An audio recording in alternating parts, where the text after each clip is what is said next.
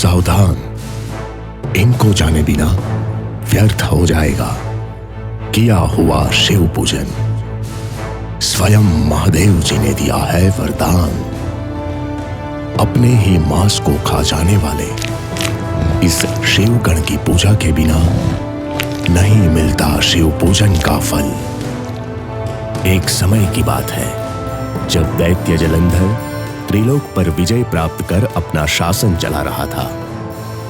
उन दिनों श्री नारद जी भ्रमण करते हुए जलंधर के पास पहुंचे और उनके सामने माता पार्वती जी के विषय में प्रशंसा करने लगे। पार्वती जी के विषय में सुनकर जलंधर उन पर मोहित हो जाता है और अपने दूत राहु को कैलाश शिव जी के पास भेजता है। आज्ञा पाकर राहु नाम का दूत महादेव जी के पास आकर अपने स्वामी जलंधर की प्रशंसा करने लगता है। जब महादेव जी राहु को आने का प्रयोजन पूछते हैं, तब राहु महादेव जी से माता पार्वती जी को जलंधर को सौंप देने के लिए कहता है। इस शब्द को सुनते ही महारुद्र महाकाल श्री महादेव जी की भ्रुकुटी से एक अत्यंत भयंकर पुरुष उत्पन्न होता है, जो दिखने में तो पुरुष था पर उसका मुख सिंह के समान था, मानो साक्षात दूसरे नरसिंह भगवान हो। वह सिंह पुरुष राहु की ओर उसे पकड़ने के लिए दौड़ता है। उस भयंकर व विकराल सिंह पुरुष को देख राहु अत्यंत भयाक्रांत होकर वहां से भागने लगा, पर वह सिंह पुरुष क्षण भर में राहु को पकड़ लेता है। जैसे ही वह सिंह पुरुष राहु को अपना आहार बनाने के लिए बढ़ता है, तब राहु महादेव जी से अपने प्राणों की रक्षा के लिए प्रार्थना करता है। हे शिव शंकर प्रलयंकर, मैं आपके चरणों का आश्रय लेता हूं, कृपया मेरे प्राणों की रक्षा कीजिए। राहु की भयग्रस्त पर सच्ची प्रार्थना से भोले बाबा रिझ जाते हैं और उस सिंह पुरुष को राहु को मुक्त करने का आदेश देते हैं।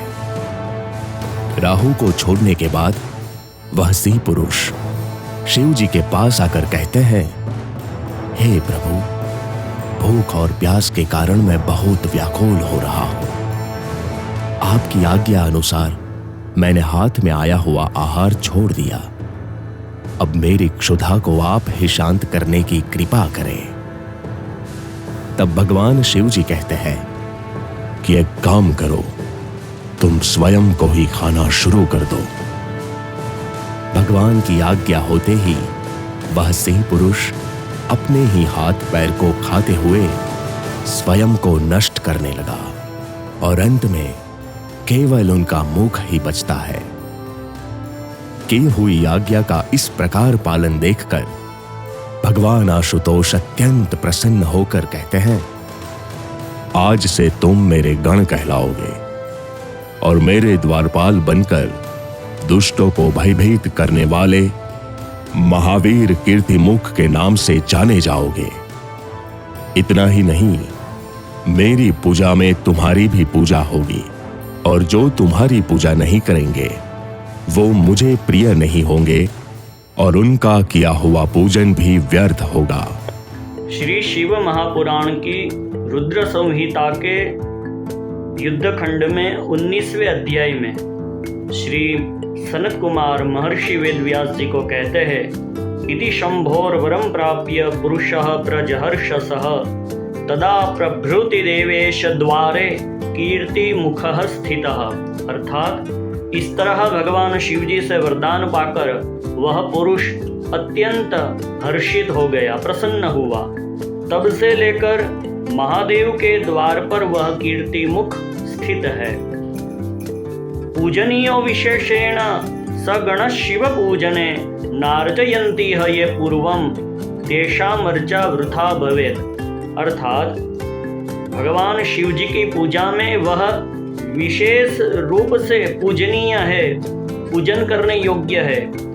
यहाँ पर शिव पूजा से पहले जो व्यक्ति उनकी पूजा नहीं करता उसकी संपूर्ण पूजा व्यर्थ हो जाती है।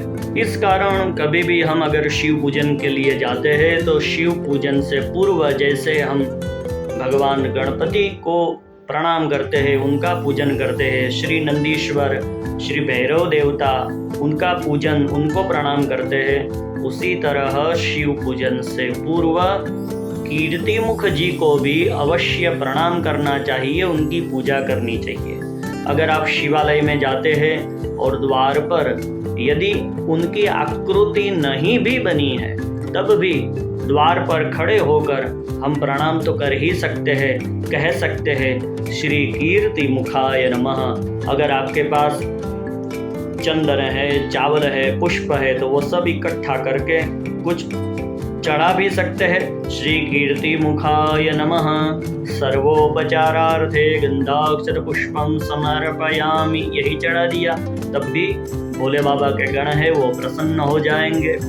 और एक विशेष ध्यान देने योग्य बात, जहाँ तक परंपरा से हम सब ने देखा है तो कीर्तिमुख जी की पूजा कहीं पर नहीं करवाई जाती।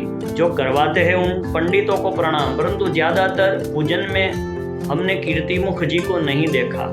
इसमें पंडितों का दोष नहीं, क्योंकि कर्मकांड से संबंधित ज़्यादातर जो भी ग्रंथ मुझे पढ़ने में मिले हैं उसमें कहीं पर कीर्तिमुख जी की पूजा मैंने नहीं देखी है। कहीं पर लिखा होगा परंतु मैं वो पढ़ नहीं पाया हूँ। तो कहीं पर आप जाए, अगर कोई पंडित जी श्री कीर्तिमुख जी का स्मरण नहीं करवाते तो उसमें उनका दोष न निकाले, क्योंकि ज़्यादातर पुस्तकों में यह बात आपको नहीं मिलेगी। मुझे पता नहीं था, परंतु जब हरि गुरु कृपा से श्री शिव महापुराण का अध्ययन हुआ तब यह बात सामने आई और वही आपको सुनाया। हर महादेव। इस सह प्रमाण जानकारी के लिए हम श्री सांदीपनि विद्या निकेतन के पूर्व विद्यार्थी और वर्तमान में सोमनाथ निवासी श्रीमद् भागवत कथाकार श्री भाविन भाई जोशी का आभार व्यक्त करते हैं। अगर आपको यहाँ दी गई जानकारी अच्छी लगी हो तो ऐसे ही रहस्यमय वीडियो देखने के लिए लाइक करें, शेयर करें और सब्सक्राइब करें हमारी चैनल सनातन रहस्य।